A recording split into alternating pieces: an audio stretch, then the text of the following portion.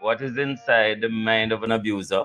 Is the response the same when a woman abuses a man as it's when a man abuses a woman?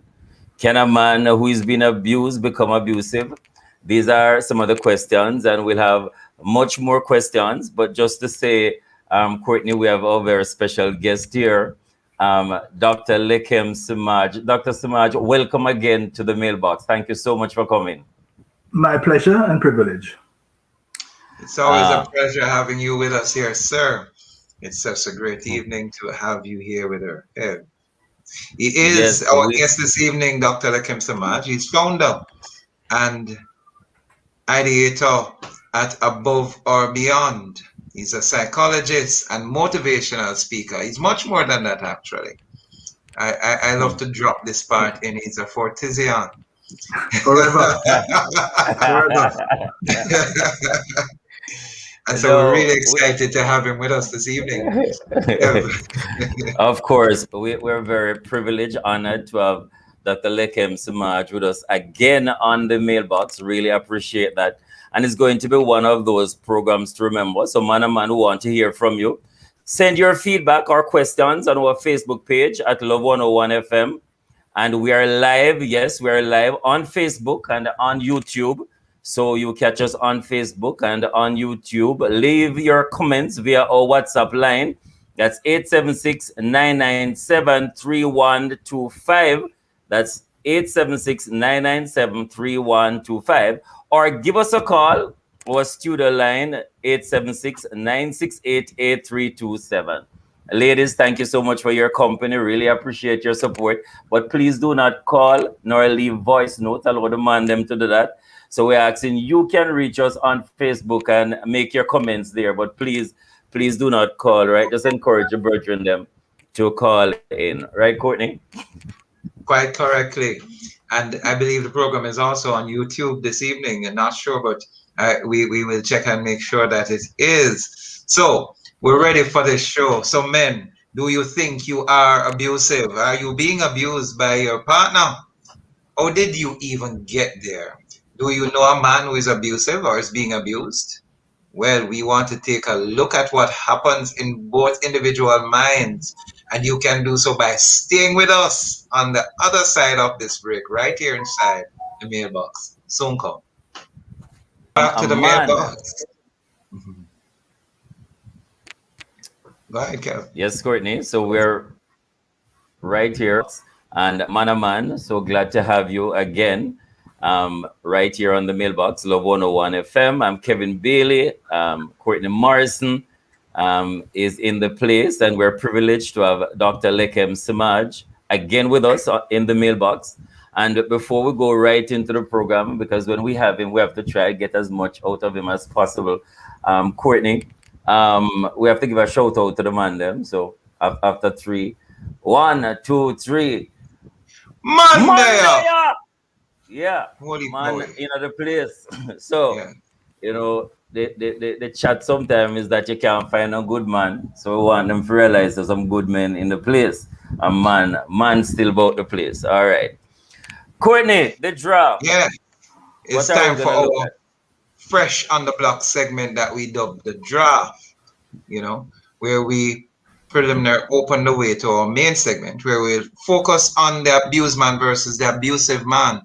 So here are some questions. Can we say COVID has impacted the increase of abuse, or was it always rising and COVID has just worsened it?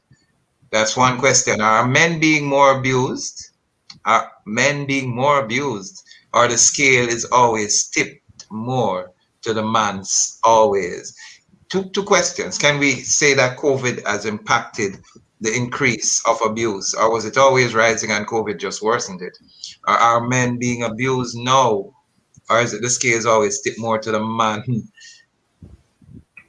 side always? You know, Dr. Lekem Samaj, it's good to have you. How would we say COVID has impacted, caused the abuse to be more greater than it was before? As it increased, has it remained the same? No, it has increased.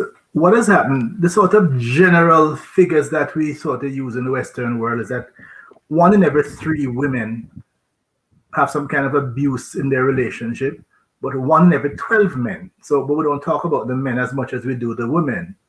Now, what COVID has done, they say familiarity breeds contempt. Yes. The fact that we've been living in closer spaces, lockdown, curfew, and some of the release valves that we usually have, where you have some man that don't reach home till 10 o'clock. Because earlier go on about the argument start and the argument from yesterday and so on, but you have to reach home before curfew. So the data has shown that there have been a lot more divorces in 2020. And there are going to be even more divorces in 2021. And interestingly, people tracking the figures, what they have seen, is a lot more. Well, women are the one who usually most time initiate divorce. Now let's use divorce in the generic sense of the word. Breakup, people who was dead and break up, or legal divorce. I mean, so it's a spectrum. But more women, there's a significant increase in people going online, doing online search, how to get a divorce, how to end a relationship, So that just the pressures, you ever say in Jamaica, anyway, Marga, it popped. It popped down. Yeah, so the more pressures on the relationship. And then add the frustration now, loss of job, loss of income, lack of entertainment. So the kind of things that will diffuse some of these things, more of them are present. Now, I take a look. Let's look at this thing called violence. Yes. Max Weber defined a state. A state is this entity that has a monopoly on violence. We talk about, in these pre-state societies, go all the way back. Each father controlled his family, and they determine who get killed and who get beat and all that type of thing. But once you get, you have the tribal laws, the clan, the group. But once you get to state, the state has a monopoly on violence. Just think about it. If I box you down, you can't carry me to court. Yeah. There's a context where in law, where law prescribes exactly what you can do with violence, because the state doesn't give you a privilege. The state can ordain that you should die, right? But we can't do that among ourselves. So let's just, in my view, Jamaica is not yet a state, because the state can't even keep people safe. The amount of interpersonal violence that's going on. So that's one thing. Now, women use what their power is, men use what their power is in terms of conflict. Women are much better at emotional conflict and verbal conflict. When the woman just dash the plate, see your food here. Girls from about age 5, they learn this thing called malice. Come to talk to her no more. Boys never learn anything about that. And they can withhold emotion, withhold conversation. So that verbal power.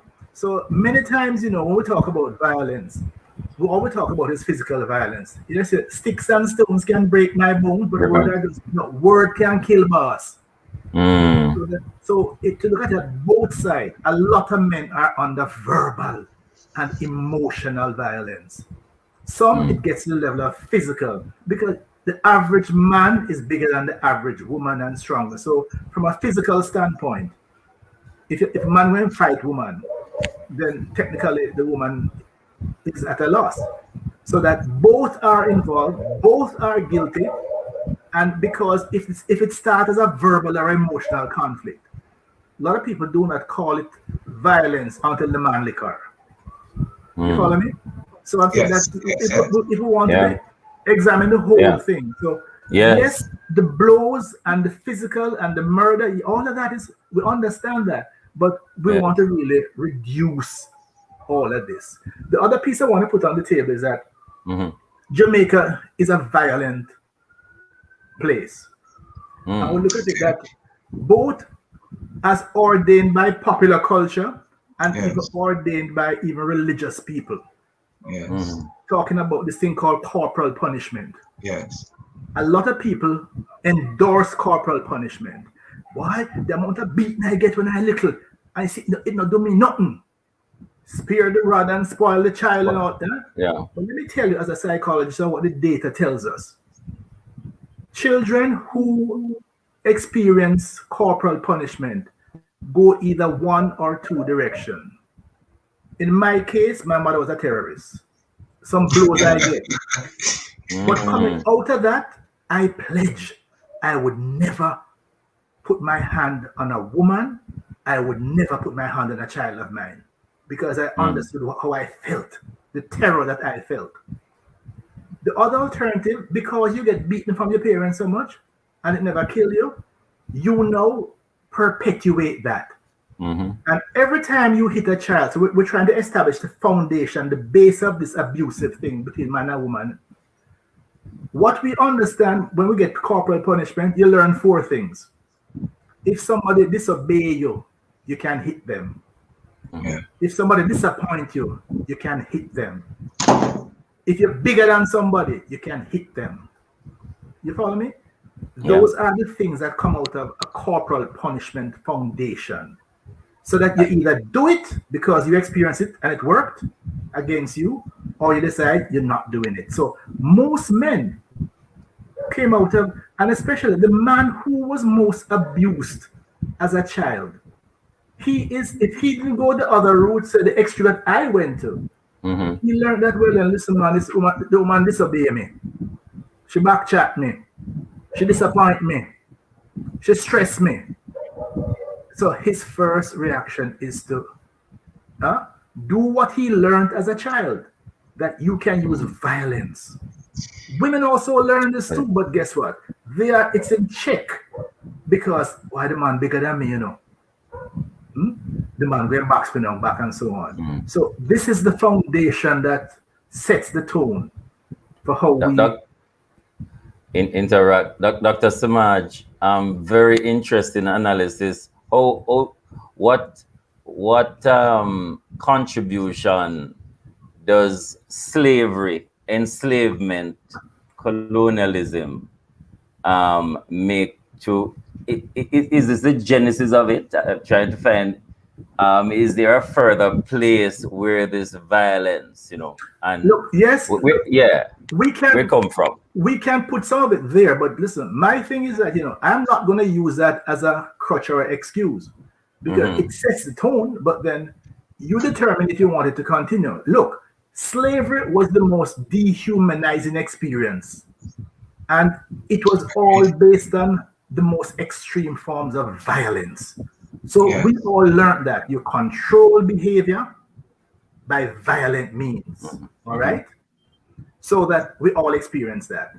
Now, my question, my experience in tertiary education, somewhat in the States, it happens a lot because I did all my degrees in the US. But even when I came back to UA and I was teaching at UA, I was most offended by what they call ragging. Yes. The whole situation when the freshers come in. Yes, man. And all the kind of stuff. They call it hazing in the US. Yeah, it's called hazing in the US. It's called ragging. Ragging here. Folks, you are no different than the slave masters. How the slave master would break in the new slave. And when we have this cultural thing that we expose people to the most dehumanizing and abusive situation. In the States, the hazing gets out there. Some schools have outlawed it completely. I'm not sure. Even in Jamaica, in high school, the all boys high school, especially, some of that takes place. And it has a slavery underpinning, because the boys do it to set a pecking order vis-a-vis the girls. So you can see who is the bad man, the man who is the one who can protect who and all of that type of thing. And then now, when you get to be a sophomore or a second form and third form, you take it out on the one them just coming in. Yeah. So yes, slavery is there, and we can choose. People choose to emulate the slave master and to continue the process, or you can choose to end it. So yes, we have the choice. But yes, it comes from that, and our society is built on violence. Yeah, so this was the segment we call Draft, where we really wanted some direct response to, before we get to the actual featured theme, draft. It's interesting because there's a question I want to ask that was asked by a Nigerian at you at one stage. We're talking about getting inside the mind of the abused man or the abusive man. You know, he said, if it's true that the figures in Jamaica says 85% of households are run by women and they are therefore in charge of our boys, what happens with the mind of our boys when they go? But we're going to save that for the next segment because we want to get into our favorite folder. We want to find out what's happening in the minds of our young men. There's a study that Dr. Herbert Gale did through Scotland Yard as well. We'll get to that. But we want to go to this section we call favorite folders before we get into that featured area. For the favorite folder, it says, if a man borrows money from his spouse, should he pay it back? If a man borrows money from his spouse, this area is an area where we're not saying it's necessarily right or wrong. We want your professional experience diagnosis on this one, Dr. Samad. I've heard of households where men have the direct responsibility to pay the water, the light, and the woman might have the one to pay the mortgage or whatever the bills and the allocations are. And the man may have run short on paying the light bill, and so he says to the wife, may I have $5,000 to pay? Should he pay it back? Is that a loan? I want your prognosis on this matter. For me, but there are two levels. On the general, just using the word itself, a loan is a loan. It's a lend me. But you see, I know for sure, well, lots of women use the word lend me. Lend is just a euphemism. It's giving. And in the Jamaican cultural context, there's a saying that Jamaican women are saying that, look, what hers is hers. What's yours is also hers. No, it's also hers. It's hers. They used to say ours, but it's hers. Ours. Yeah. You know, so what's yours is mine, and what's mine is mine. Yes. So clearly, whereas if a man lends a woman, it is almost assumed that, especially if it's his woman or his wife, that's really a gift. But many women make it clear that if I lend you, you have to pay me back. But unless couples have a responsibility, you know, I believe that if I had the power, I would move the laws concerning marriage from RGD, I always say, to the company's office. Why?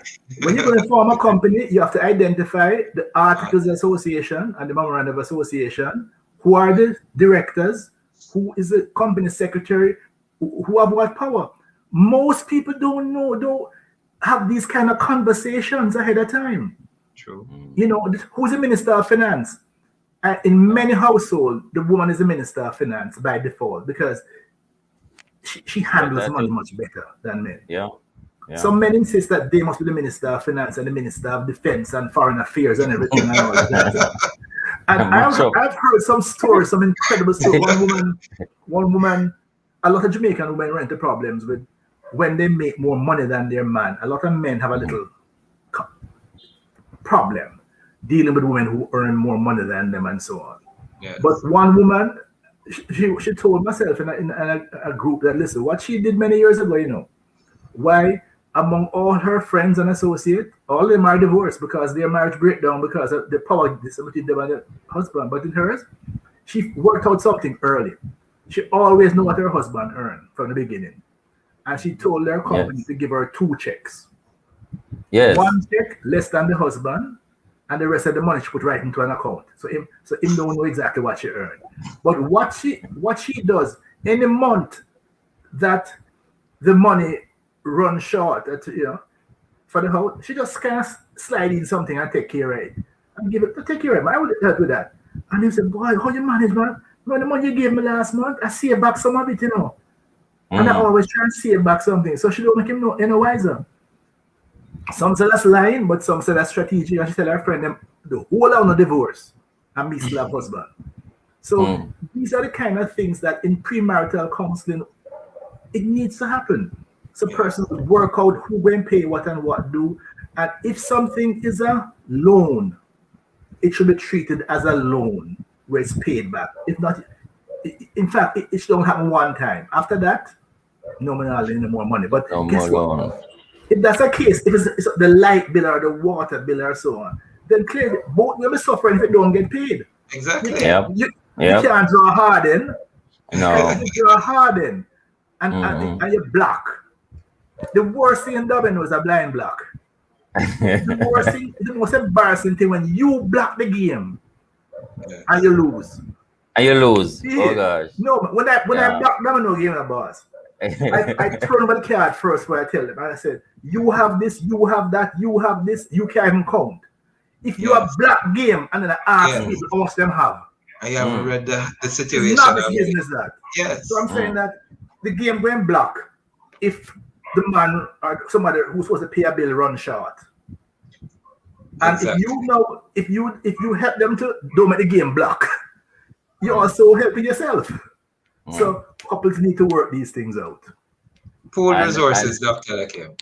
Absolutely. Yes, and the word who take care of what? Yes. Of course. And if it's better you say beg me money, beg your money. Yes. Instead of use the word loan. Because once you use loan, we're say pay it back. Because there's the expectation for that. Yes. Yeah. So we need to be very clear. And if you one time is accident, 2 times is purpose. So if you one time, you never pay it back. 3 times is worklessness. So you know, if it comes a habit, no. People keep score, you know, and they know the last time you borrow, you know, give them back the money, you know. But how you draw hard in on your partner? No. You know, whatever it is, No. if it's for some that's a big question. Yeah, that's a whole other. I mean, you need a whole program on the finances of relationship. How man handle money, how woman handle money, and because I've heard some stories and both sides, you know, and the impact it has on the relationship. Wow. Dr. Samaj in the place. Man, we want your feedback. You know, you can ask Dr. Samaj any question. You can share your comment as well. Do you agree? Do you disagree? Do you borrow money from your spouse with no intention of paying back? Women, when you said lend me money, do you intend to pay back or you just expect to get it? Talk to us honestly. Share your comments, ask the question as well. So I think we're gonna go into our. Hey, Kevin, before you go, Marie has already responded. Yes, it is a loan. If you borrow from someone else, you will have to pay it back. So the lady then fire shot first. Yes. Not surprising. Not surprising. But Marie say it is a loan. Pay it back.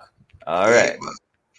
Okay, so we go into our main segment. And this is where we're looking at the man abuse versus abusive. Is it social media where we are seeing these things in front of our face and we never pay attention to it? Almost appears like a monster, sometimes very shocking. And both ways, because we have seen videos where the woman is beating the man and the man does stand up and the onlookers are cheering on the woman. So, you know, just hand it to him, give it to him. And then we see the other side where the man is beating the woman with stool and other stuff as well. Dr. Samaj, you mentioned that it has increased because of the pandemic, COVID, you know, and you gave a number of reasons as well. Do you think women abusing men, has that increased? Do you think? No, again, I broaden the construct of abuse. Not just physical, but also verbal and emotional. Yes. And that has always happened. And it's like we don't keep score of the verbal abuse and the emotional abuse, right? Yes. But to me, it's all part of it's a continuum. Right. So now, I believe in the case of the woman, now, what the COVID has done, what the data is also telling us that, all right, more people are working from home, both man and woman. Yeah? So imagine in tight spaces, not everybody have a big house where you can have separate offices and so on and all of that. And also children are also home from school. So a lot of The data from Capri tells us that the person who is most responsible for the children at home education is who? The mother. Yes. The next person is another family member, like a granny live there or an aunt or so on. The next is the helper. Way down on the list comes husband. So imagine now, more women are under more pressure. They have the work, they have the frustration about working from home, they have all the normal household and childcare responsibility, and they also have to be head teacher and school mistress at home. Whereas it's something like less than 7% of people is the fathers who are helping out with it. So that put women under more pressure. Yes. Frustration leads to anxiety. Anxiety leads to aggression. Aggression, as I say, can be verbal, can be emotional, can be physical. Some women are just storing up the process until COVID done, then them gone. All right? So that a lot of women, again, if we expand the construct, verbal, emotional, because they're under more pressure, and what? Pressure bust pipe. So the man, he may expect to get all the benefits and all the service as usual and so on, but it's not just her coming home from work now to cook and so on. She's been working from home or whatever, but she also has to be supervising homework and everything else at the same time.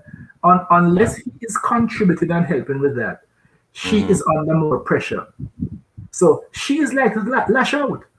So if something boils up emotionally, it is not unreasonable now.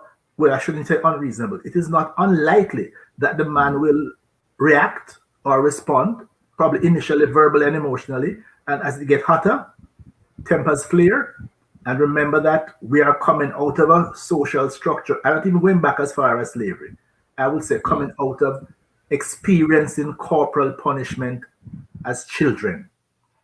Anybody who disobey you, anybody who frustrate you, anybody who disappoint you, you can lick them. So then the blows now start. So some women now will, but again, you don't go up against a man directly physical. You've heard of some things where the woman wait till the man asleep. Yes, for all in the mirrors. But you say it, boss, it's not me. But do things like that, because I mean, you don't want to go up to him face to face, toe to toe, right? But yes, more women will be pushed. Yes. And we have this thing called anger management. Yes. Conflict resolution is a serious how to resolve conflicts without resorting to violence, whether emotional violence, verbal violence, physical violence, or weapons. We are very weak when it comes to that. Because Tita and Thomas meet, they're going to have conflicts in relationships. But the woman has learned very early emotional and verbal violence. You can say things to a person that cut to the core. Yes. Men have learned, you learn to use weapons and your fists. So we have to start teaching people from very early that violence is not there. Look, and we can draw on examples, Yes. Did you also learn as children a soft answer? Turn it away. Turn it away wrath, but grievous. Stir up anger. We also learn that it is not what goes into you that defiles you. What comes out. It's what comes out of the mouth that defiles you. But a lot of men now believe that there's a cultural belief that the man is the head of the house. Yes. The man is in charge. Yeah. But in the broader context, I mean, the power we've come to realize now that comes from a time when if the man was responsible for everything. But if the woman, we have a very interesting structure in Jamaica, Yes. We have a matrifocal society. No more than ever. Yes. But it's a patriarchal in terms of just patrilineal. You take on your father's name, right? Patrilineal. But we are matrifocal. Our families are built around our women. that comes out of the African tradition. So, Dr. Samaj, let me pause there, because that leads me into the question that I was asking earlier in the previous segment. Where take us into the mind of the abused or the abusive man. He's growing as a boy. He's being fostered in care. 85% of our Jamaican homes being led by a mother. More than likely, that woman would have been teaching that boy. At least 50% of those women never strike a woman.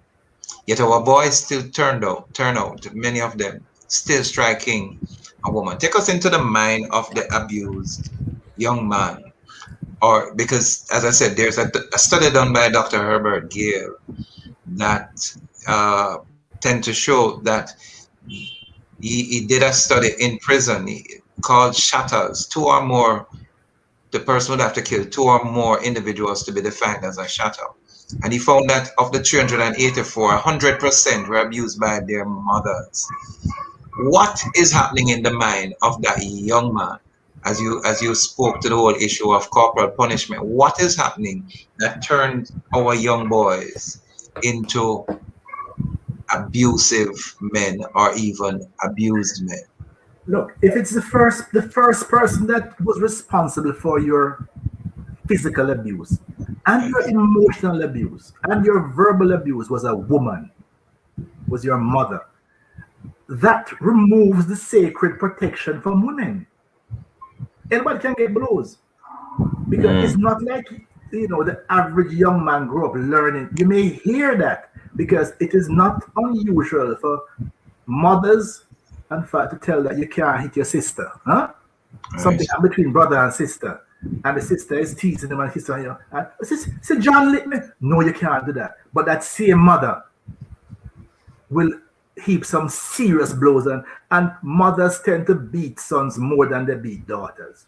Fathers too. The son get more beaten than the daughters. Sometimes the daughter get no beaten at all. The daughter get other kinds of disciplinary action. So that they say children live what they learn. And they learn what they experience. So that something else has to happen for a male to deviate from that when he gets older now. What they say, train up a child in the way he should grow. So when he's old, so that put in a situation now when frustration leads to aggression. Yes. But frustration can also lead to creativity. Because of the frustration you have, you hold it down, or you just leave. We've heard of situations where men just disappear from the family. Just disappear. Yeah. Because for him, that's the alternative to dealing with the kind of situation that he has to. So yes, there are men experience more abuse at the hands of their mother than probably anybody else. The same mother who loves them and so on, she's the one. We also have a construct called opposition defiance disorder. Opposition defiance disorder, whereby just you hearing no, somebody preventing you from doing something that you want to do, you become defiant. Now look at the paradox now. As a boy growing up with a mother as the only person telling you no, the only person. What if that person is the only person talking sense in your life? It is almost, a boy is almost programmed to disobey his mother as you get older, because you're trying to become a man, and you start feeling like she's trying to make it into her. She's trying to make it into a woman. So now you resist. I heard a man make a comment to me the other day at a workshop, and let's use the word underwear because it's a more palatable word than the other words. Oh yes. Him tired of the underwear government. When he was growing up, his mother controlled his life. All through school, every teacher he had was a woman. And now he has had 3 jobs, and every manager he has had is a woman. So that some of this stuff, it comes out in other ways, because the man tired of the underwear government. Woman to tell what to do, tell what to do. And Dr. Samaj, if with that line of argument, some of the women are saying you're actually blaming us, the women, for bringing up these boys to men being abusive when it is you, the man, who has abdicated your role by leaving us. And we're under all the stresses we're dealing by ourselves. So how now you know I turn it back from we when you were the one who was supposed to be in the home sharing that and educating the children and nurturing and all of that.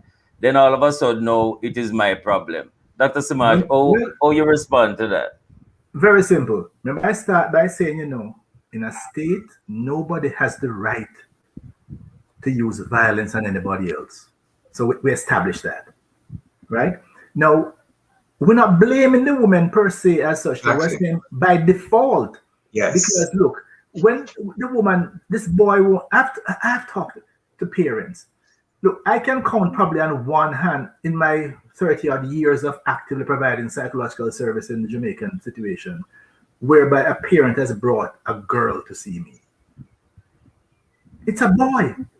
And that once that teenage, and the testosterone's kicking and all of that, and the mothers get the frustration leads to aggression. When the mothers become frustrated, they too will resort to, but you're absolutely correct, that part of what she is doing was because the man dropped his part of the equation, and she had to be both mother and father and all of that and so on. So it's the reality. So yes, the man left everything on her, because even the situation where all the man does, I remember a man telling me that he really has no idea what to do around children. Kind of two baby mother. But by this, listen, in Jamaica, baby mother and baby father as a construct is based on support, not emotional support, financial support. Financial. So he goes and he gives them money and all of that, but he don't know what to do around because he never had no father around him. He never knew his father. And in fact, his father never knew his father. So coming out of that, but he know that you're supposed to give a woman money and you're supposed to make sure there are money for the children and all those kind of things. So that we have a very toxic society where a lot of men never learn these things. Yeah. So we have work to do. So frustration leads to aggression. But frustration can also lead to creativity. Yes. Frustration can also motivate people to get solutions that they never even thought of before. So we're not blaming women. We're just saying that it comes out that way because by default. Because what I've had to tell mothers, that what you're up against with this boy, if you don't kind of wait to rein him in, the next step is the police going to rein him in.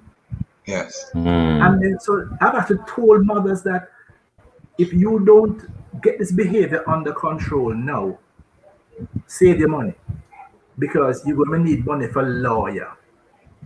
Because if you can't have money for lawyer, then you're talking about prison. Because the behavior that is being manifested. That's the reality. So yes, we have a very toxic, our man and woman, our male-female relationships, a lot to be desired. And first of all, growing up in a household where you see a mother and father have disagreement and don't talk to one another for 2 or 3 days, and by the 4th day now, then resolve it and so on. That's that's part of your education, If you never see that, you don't know how to deal with it. Woman, back chat, man. I mean, I've had to deal with some situation of domestic violence and what makes matters worse sometimes is the woman who literally accepts that is how it's going to be, One woman told me that she knows it's going to end. The man will kill her eventually and kill himself. Wow. So we need to start. We don't have to wait for the crisis, as we are now in another version of the crisis. We need active program in terms of providing all the things that families did not provide to help fathers learn their role in the broad sense of it. Relationship counseling, how you handle dispute, how you handle differences, how you handle discipline without resorting to violence. Because once you start the violent move, you are now teaching the child that strong must beat weak, big must beat small. Anybody who disappoint you or disobey you must get licked. And look how even the way we policemen come in as bad man and thing and draw a gun and all of that, when so many things could have been dealt with in a conversation. And so that we have a abusive society at all levels. So men getting abused, and there's a notion that says oftentimes, when a man is in a situation at work, he's been abused at work. Maybe not physically, but he's been abused emotionally and verbally and financially. And he comes home, in psychology we call it displacement. Him take it out on the woman, wife, the woman, and the children, and the dog. Yes. Everybody get blows. After so much, help us with the contrast between the abused man and the abusive man. The contrast that exists. What does the abused man look like versus the abusive man? Does he goes to the bar, drink, he doesn't come home? What does the abusive man look like? The dictator. Paint a picture of the contrast first. Well, the abused man, oftentimes, it happens. He is in silence. Probably if his friends don't know what is happening. He is probably afraid of the woman. The woman is established from very early that she's in charge, that she will do him something, she will hurt him. He is many times that he is committed to her. He is in love with her. He can't live without her. Now remember that if he disobeys her, he knows that she's going to hurt him. And literally he's afraid to, if he hits her back, probably he has been internalized that men are not supposed to hit women. Right. If they hit you. I am from that school. I believe that a man, you can't win a fight against a woman. Why? If you win, you lose. And if you lose, you double lose. All right? So therefore, what you do? Walk away. Walk away. So that some men don't learn that part of the rule. But the one who said, boy, him don't know where to go, him not leaving, and the woman, the pressures that she put him under and the things she say, remember they said about 1 in 12 men are in abusive relationship. Right. But they take it because they become literally submissive. They become submissive. They accept that the woman runs the place and she's in charge, and he has to submit to her power, or she will hurt him, she will deprive him of whatever, she will leave him, she will run him out of the house, because he internalizes that. The other side of it now, the abusive man literally believes that just by virtue of I am a man, me in charge, yes or no, me run this. And anybody disobey me now, we get licks. Because it's easier for him to get to that level because men are bigger and stronger, and we've learned very early how to use your fists and how to use weapons. Right? So if he internalizes that once something gets one frustration sets in, that now he will now do the woman something. And in so many of these abusive relationships, the man usually is so penitent after the fact. He is so loving, and you hear someone say nothing like the makeup. So it's almost like an aphrodisiac, that you and he buys he does all these wonderful things after, but then he's on the short trigger where boom, and he goes off, but then wonderful things happen later. So that it becomes a pattern. Yes. So it happens on both sides. But either way, we need some literally national public education, national therapy, whatever it is, that Jamaica is a violent society. We use violence to settle. The least dispute, man, I play domino, and a man play the wrong card. Man, I run a boat, and somebody take 2 dumplings extra, and something happens. So that is why, from a violent society, that we do not know how to settle disputes without resorting to violence. So whoever it is that have the power or feel they have the power will inflict violent retribution on the other.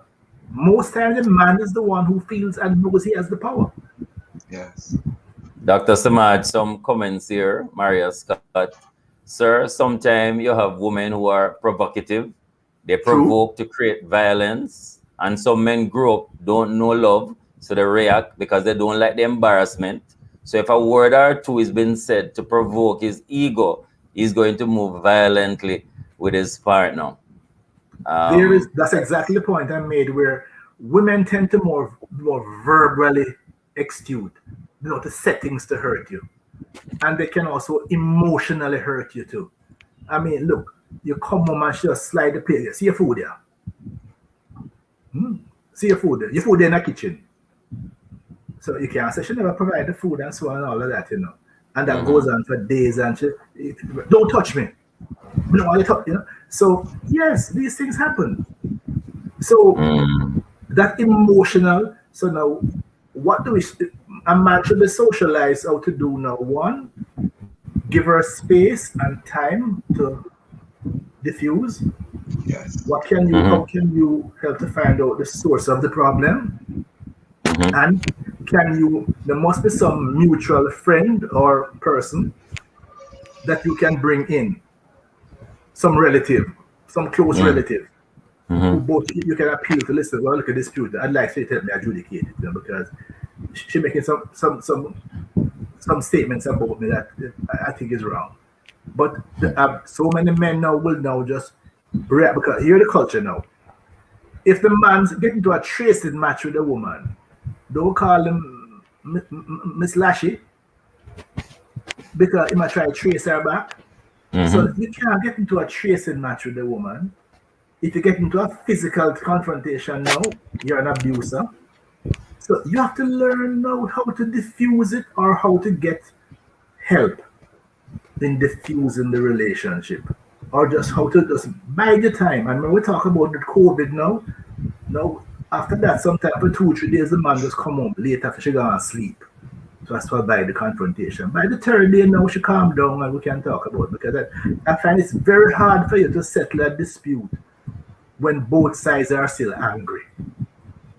Right. So you can wait until the anger kind of cool, and then we can, we kind of sorry we do this today, we like how that turned out and so on, and you can talk about it now. But if one or both persons angry, it just keep getting worse. Just keep getting worse. Our boys who are growing up now, whether it's teenagers or those touch puberty, and they're seeing what is happening in society. My grandmother would say, from King's House to Arms House, they're seeing all of the abusive way that we're relating to each other. Dr. Samaj, how are they going to turn, because they're modeling the behaviors, of us adults, How do we help them, And that's the problem. Parents, that's why we need powerful media image that demonstrate pro-social behavior. Because media has always given more exposure to anti-social behavior, to negative behavior. By definition, news, if it bleeds, it leads. I frequently, when I'm in a workshop, I tell people, listen, media is about taking the worst of us, imposing it on all of us as if that's all we were. Good news is not news. Hey. So if something, I've told people, I've said, listen, I bet you know if you call a radio station now and say, listen, call Dr. Samaj doing a workshop down here. The workshop wicked, man, nice. I want to tell Jamaica about it. So please hold. We'll send you back to the advertising department. You really want to buy some ads. Yes. But if you call a radio station, probably even call Love and tell them, Dr. Samaj, box down some people, So just before you're done, the camera down there and everything down there, reporter down there to capture it and all of that. So even our own behavior. I remember when I was small, yes, a little fight start between with a man and woman, and the first thing somebody wants to do is break it up. But no, ring farm, fight, lick him, lick her, lick him, and camera take out now. Everybody have video it now and all of that and so on. Yeah. Diffuse it. So yes, that's what we have become. But media has a role to play.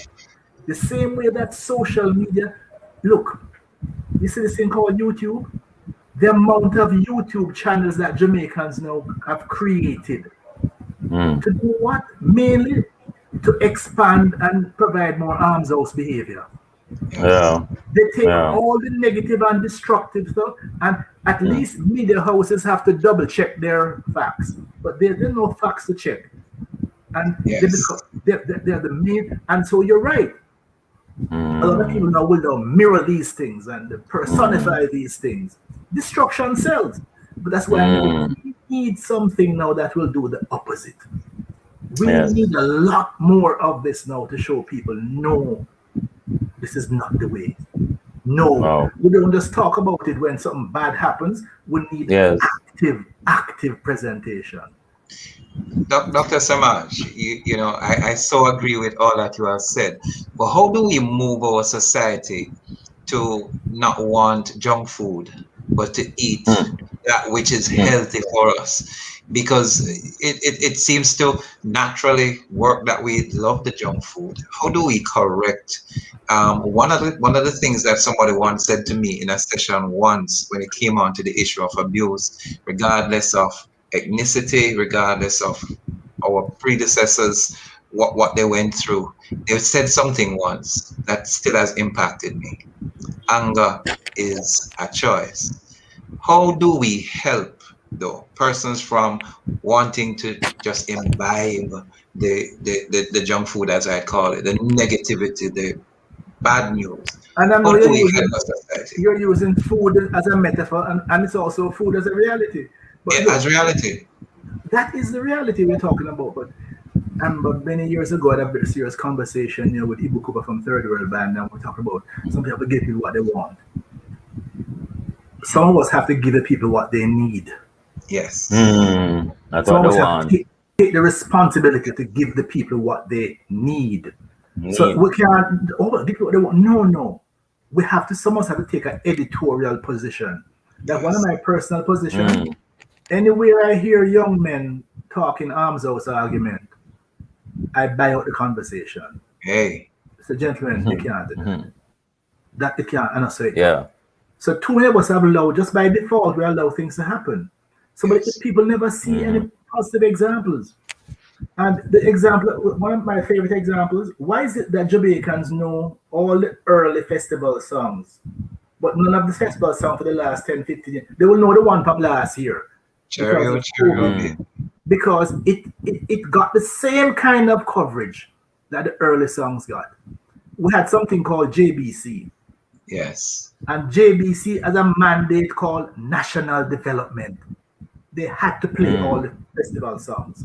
They had to play all those. And festival songs are a thing with fun and uplifting and Jamaica and all of that. But no station has that mandate anymore. But national stations are about making money. And guess what? Lowest common denominator. You pitch it to the lowest common denominator. Wow. As opposed to what do we do to uplift? When I was on radio, I made a decision that, listen, my role on radio must be to raise the capability of people, to give them information. I'm not going now to try and trace and match and how can I now personify. It's the same thing I do on social media. Can I give you fresh information that can uplift you? Some people don't want to take on that role. But so yes, junk food. If you look at how junk food is the cheapest food many times, it's the most easily available, it is the most advertised, it's the most promoted, and we're talking about junk food metaphorically and physically. But now, who is now making socially? when I was young and in school, it was great to be a bright boy. No, to be a bright boy, people call you all kind of names. But I know I've heard young, bright young men go on like them an idiot. Yeah. And talk like them an idiot. Because they don't want nobody to ostracize them. Call them all kind of names. So we have to reclaim manhood as something positive with positive examples, and media. We need social media influencers, we need social media presences, we need media options that give the same amount of prominence to good and pro-social behavior as we now give by default to destructive and antisocial behavior. Good place to end. Yes. Wow. Time done for we, Dr. Samaj. Wow. Thank you so very much. Sharon Barnes says, I believe in good relationship. Sarika, you are doing an excellent job uplifting. She says communication is the key. Also, the level of respect for each other makes a difference. Dr. Samaj was telling us about that. And comments here, that pastor beating his wife, and then she go to church, pretend as if she is in love. So when men, whether in parliament, beat the woman is private thing. Only God can put an end to it. Others says you're doing an excellent job uplifting others. This presentation says it all. Courtney, sorry that we'll have to go another part.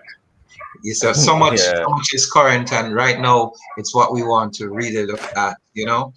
Dr. Samaj, as usual, thank you, sir, for the time you have spent with us, shared with us.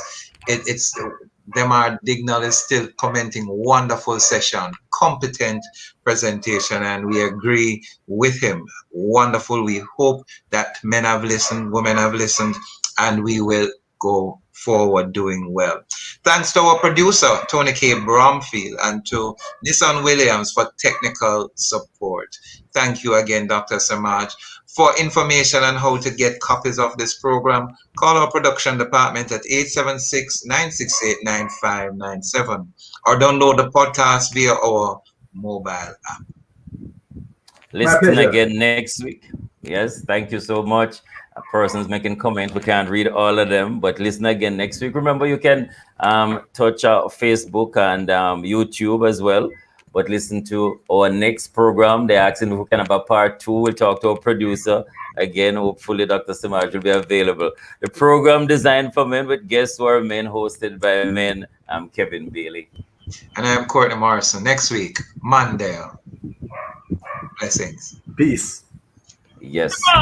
Blessing. Thanks a million, Dr. Samaj.